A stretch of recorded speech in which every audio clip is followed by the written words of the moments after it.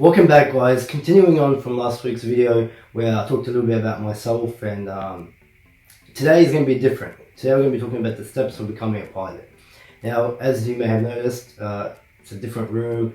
Due to the lighting, we're trying out new things, so sorry about the bad lighting here, but we'll work with what we got at the moment. So let's start. So before you even want to be a pilot, you have to realize your goal. What is your goal? You want to be an airline pilot, or do you want to just fly small aircraft only, or just as a hobby? You want to go out for a flight on the weekend, take some friends up, or you enjoy flying on that level. So before you even begin, head down to your flight school, and I recommend getting some flights up. So go up for a couple of flights, see how it is, if you like it, if you don't.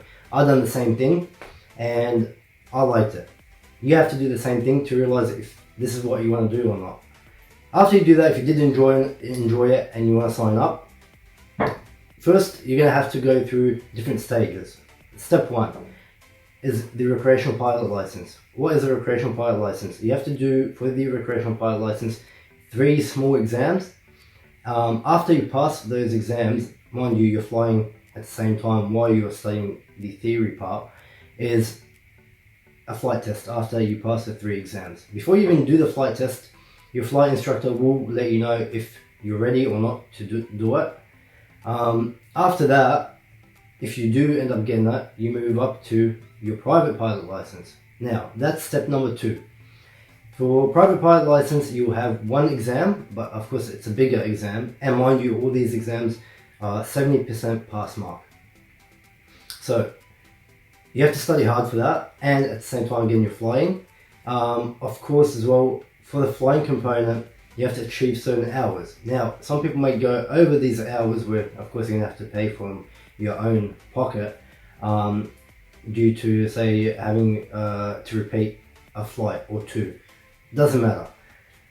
You have to achieve certain hours for the private pilot license as well, and your flight instructor, again, will let you know when you're ready to go up for that flight test. Step 3. Commercial pilot license. This is a bit more full-on and hands-on due to the fact that you have 7 exams, theory exams that you have to go for, and they're all different subjects that you have to go through. You'll be studying, mind you, depending if you full-time or part-time you're doing it. If it's full-time, you'll be studying in a classroom. If it's part-time or at your own pace, then you're going to be doing it on your own. If you're doing it on your own, then it's up to you if you think you're ready or not to do the theory exams. Again, 70% pass mark. So you have 7 of those that you have to get through. Then you also have your hours to get through. For the hours and flying component for the commercial pilot license, you have your duo, which is with your flight instructor, hours required to achieve, and on your own, which is, you call them your solo hours. So you have to do your solo hours as well, achieve a minimum requirement before you even attempt the commercial pilot exam, the flight test we call it. And again, your flight instructor will let you know when you're up to par to achieve that. Step 4 is your multi-engine. Your multi-engine is a rating that gets added onto your license where it allows you to fly multi-engine aircraft where it has 2 engines or more, not just 1 engine which is at the front. Your multi-engine rating, you have to do a flight test and flight, again, it's mainly just flying, and you're doing an endorsement, which is like a questionnaire about multi-engine aircraft speeds, how it flies, the aerodynamics of it, etc. So after you reach your multi-engine and you're ready to go for your multi-engine flight test, that's really fun, by the way. Multi-engine aircraft, it's quicker, it handles better, everything about it, loved it.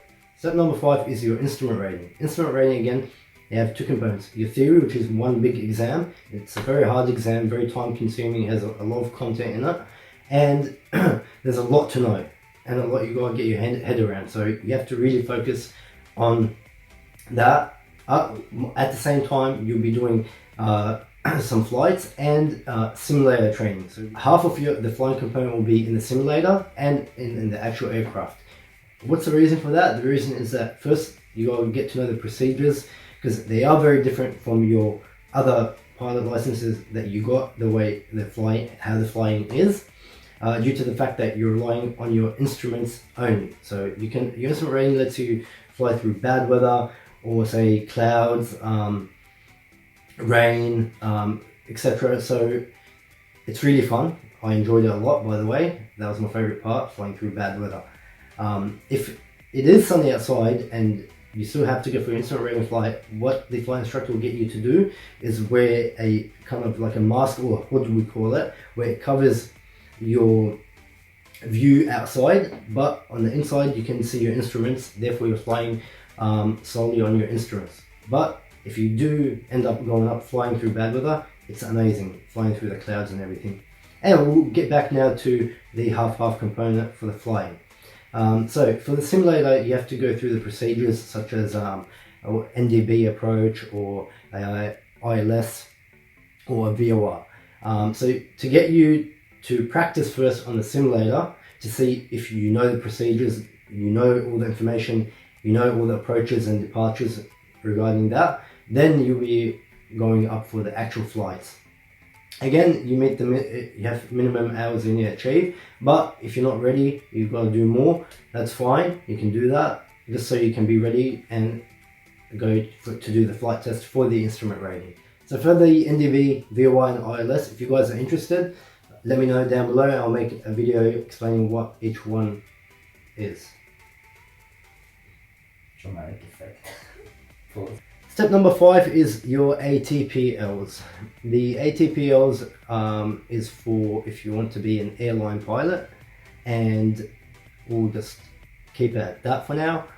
So of course all these steps may vary slightly depending on what country you're from, but this is for Australia, Sydney, where I'm from. I hope you guys enjoyed the video. If you do have any questions or comments, or from your experiences, please comment down below. Follow my socials, and I hope to see you in my next video. Did you think people might call you psychotic for like flying in bad weather? What? No, bad weather is fun, it's challenging, it's it gives you like a different, how do you explain it? You have to go through it. Psychotic. It's not psychotic. You have to go through it. It's challenging. It's not boring like VFR. Just don't fly with them. No. Just don't fly Everyone, with you them. can come up with a flight with me. No, just don't fly with them. Peace.